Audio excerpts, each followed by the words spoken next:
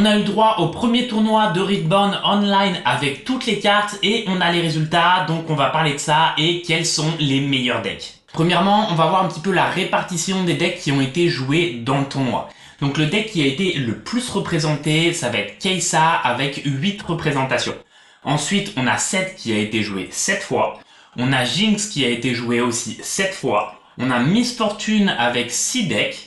Victor qui a été joué 5 fois, Master Yi qui a été joué 4 fois, Lee Sin qui a été joué 3 fois, Yasuo qui a été joué 2 fois, Teemo 1 fois, Darius 1 fois, Leona 1, Annie 1, Volibear 1, Lux 1 et on ne retrouve pas Ahri et Garen qui ont apparemment été joués 0 fois, ce que je comprends bien pour Garen.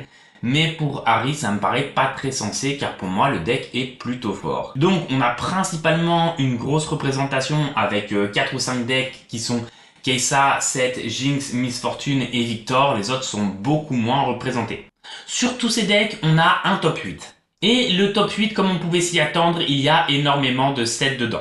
Alors d'abord pour revenir sur les Kai'Sa, il y avait 8 Kai'Sa dans le tournoi, il y en aura 2 qui sont passés en top 8, ce qui veut dire que le deck est plutôt pas mal. Il y avait 7 sets et sur les 7, il y en a 5 qui sont passés en top 8, c'est dire comme Sett domine actuellement la méta. Et sur les 5 Victor, il y en a un qui est passé en top 8. Ce sont les 3 seuls decks qui sont passés dans le top 8 avec une énorme domination pour Sett, les autres ne sont pas arrivés jusqu'ici. Alors, ça ne veut pas forcément dire que ces decks-là sont les meilleurs decks. On est au tout début, le tournoi il était simplement le jour même après la révélation de toutes les cartes, donc on est encore sur des grosses phases de test. Les joueurs qui ont participé à ce tournoi ne sont pas forcément les meilleurs joueurs. Certains decks ont été complètement sous-représentés, donc il faut prendre quand même ces stats avec des pincettes. D'ici quelques semaines, il y aura sûrement de gros changements dans la méta. Alors, la finale de ce tournoi, elle a eu lieu entre Sett et Victor, et c'est Victor qui a fait top 1. En top 2, donc, c'est Sett avec une version qui va jouer Aurora, qui est un peu plus contrôle. Et en 3e et 4e, si je dis pas de bêtises, il y a un Kai'Sa et il y a une version de Sett un petit peu plus aggro. Et maintenant, on va voir un petit peu les decklists si vous voulez essayer de jouer ces decks et voir pourquoi est-ce qu'ils sont si forts. On va commencer par le Victor. Même si Sett a été complètement surreprésenté, c'est Victor qui a gagné. Et pour moi, Victor est généralement meilleur que Sett, mais c'est uniquement mon avis. Et dans Victor, il y a de gros atouts. Déjà, le premier atout dans Victor, c'est qu'on va jouer 12 runes jaunes. On n'aura pas de problème de recyclage, pas de problème de runes, puisqu'on va jouer une seule couleur de runes dans le deck. On va voir les 3 champs de bataille, et sur les 3 champs de bataille, il y en a un qui est beaucoup plus intéressant que les autres pour Victor, c'est celui-là. Les unités sur le champ de bataille gagnent plus 1. En effet, quand vous avez une dizaine de tokens, ben, ça fait plus 10 sur le champ de bataille. Donc ce champ de bataille-là est vraiment beaucoup plus fort que les autres. Il a joué aussi ce deuxième champ de bataille, mais il ne va pas forcément prendre un gros avantage par rapport à l'adversaire. Et le dernier champ de bataille qui a été joué, c'est pour se défendre un petit peu, mais c'est pas ça qui va nous donner non plus un énorme avantage.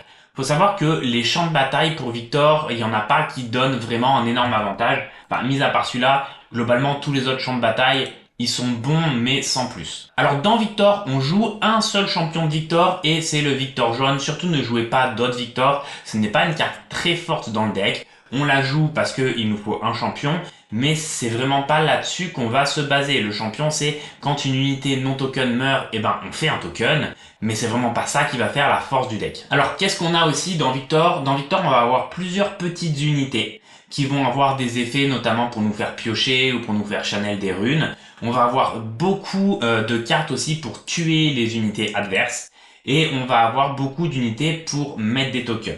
Ensuite, on va avoir un ou deux finishers et je vais vous expliquer un petit peu comment on joue le deck.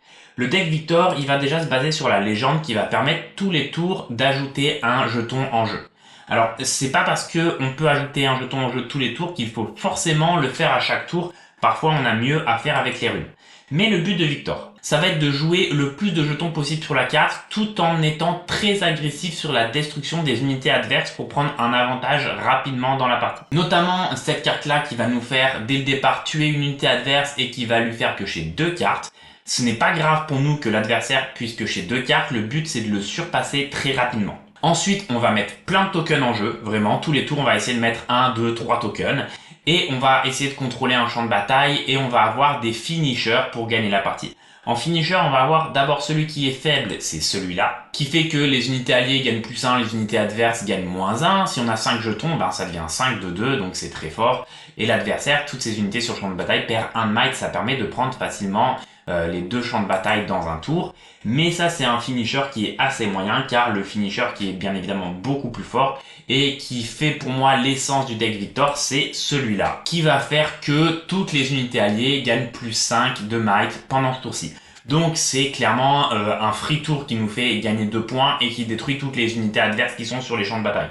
Ça, c'est vraiment la carte pour moi qui fait que Victor est broken actuellement. Pour contrôler les unités adverses, on va avoir, comme on a dit, cette carte pour détruire rapidement une unité. Ensuite, on a celle-là qui va nous faire sacrifier, nous, un token pour que l'adversaire sacrifie une unité beaucoup plus forte. Puis, dans sa version, lui, il va jouer ça x2 pour deal 6 dommages à une unité sur un battlefield pour la tuer. Et ensuite, on a bien évidemment le gros dragon pour aller target une unité qu'on va pouvoir tuer. C'est très très fort, mais ça coûte 8 quand même à jouer.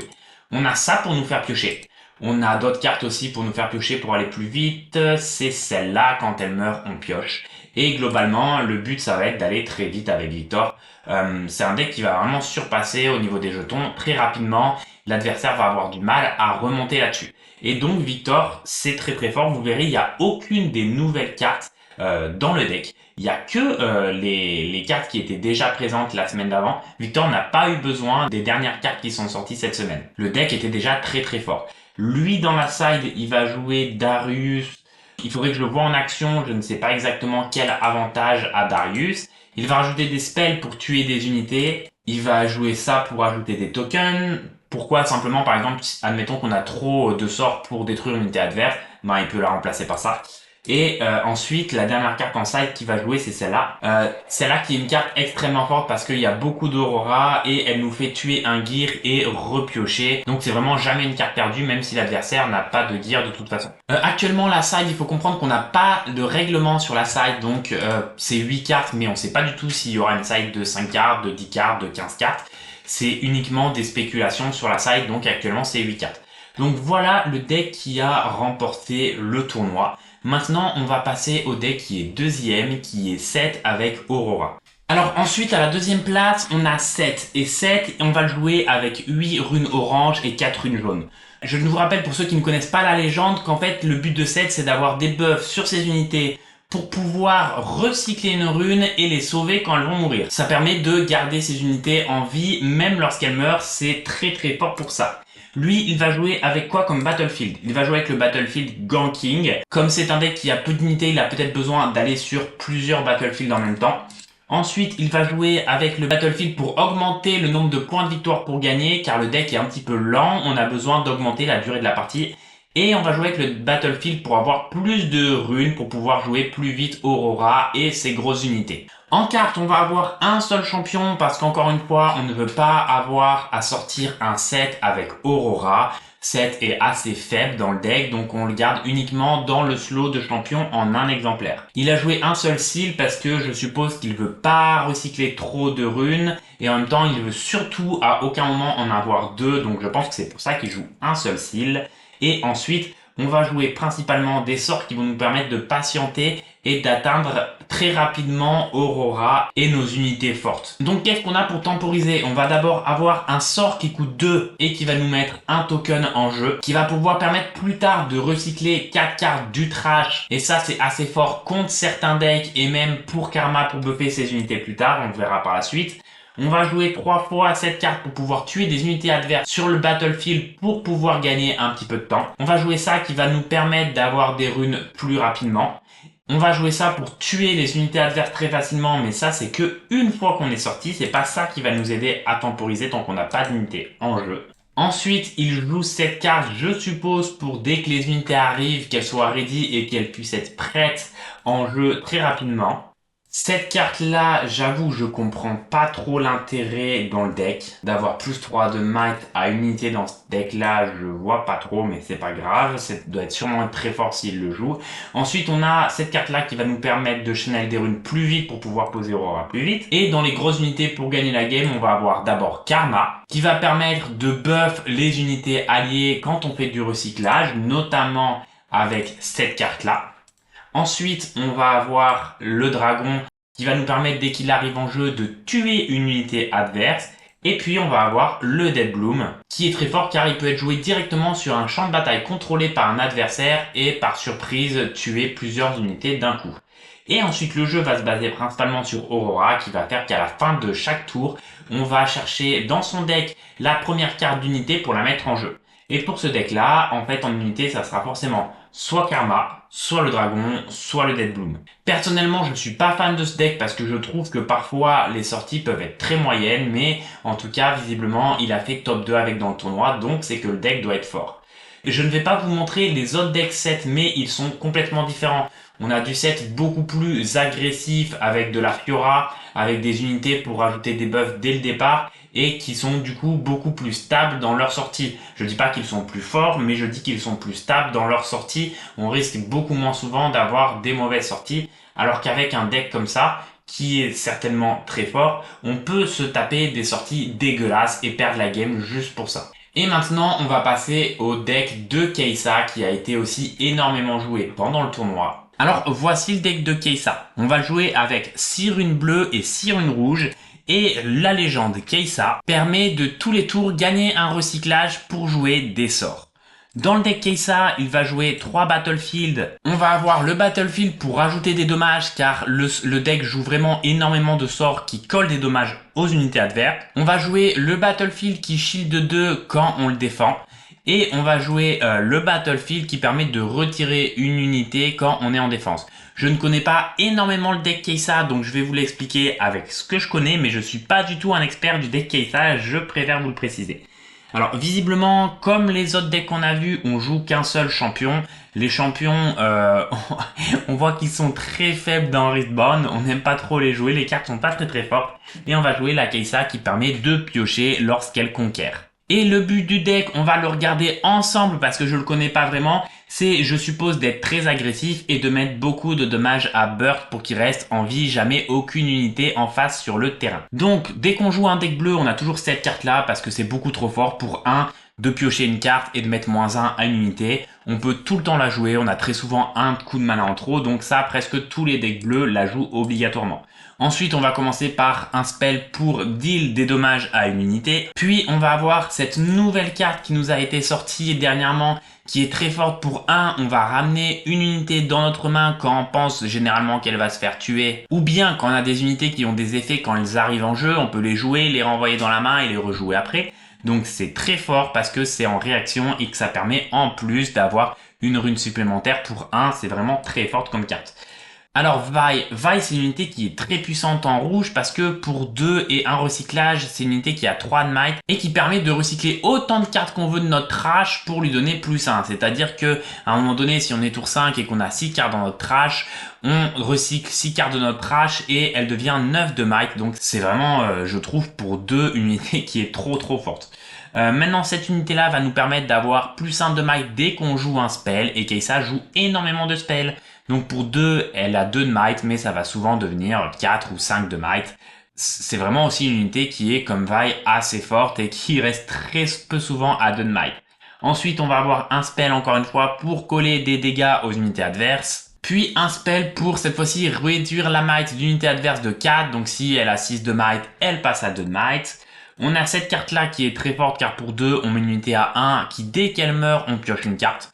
Donc c'est très sympa parce que ça fait toujours une unité à jouer tour 1 pour pouvoir aller chercher le premier point de victoire. C'est une unité très forte en bleu.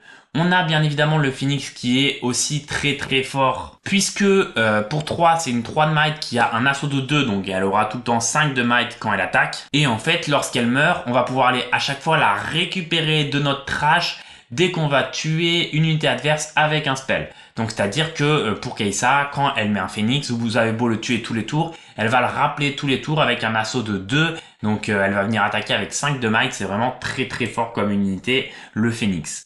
On a encore un spell pour deal des dommages à une unité adverse, et en plus ça fait draw celui-là, donc c'est vraiment fort. On a cette carte-là que je n'ai encore pas trop vue personnellement en action.